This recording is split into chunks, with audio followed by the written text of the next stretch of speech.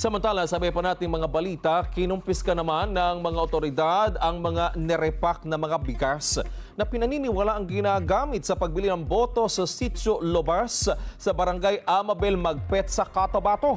Sa inisyal na investigasyon ng Magpet Police Station, nakatanggap sila ng tawag mula sa isang concerned citizen na meron umanong abandonadong kotse sa gilid ng isang simbahan na may kargang 8 sako ng bigas. Pagdating ng mga polis sa nasabing lugar, nakita nilang sinasabing 8 sako ng repacked na bigas.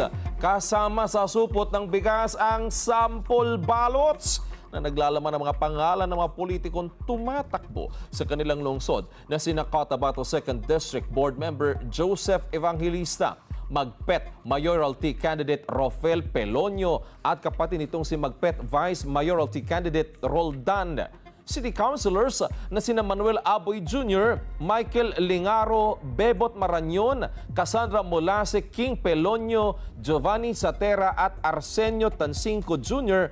at maging ang Labor Party List.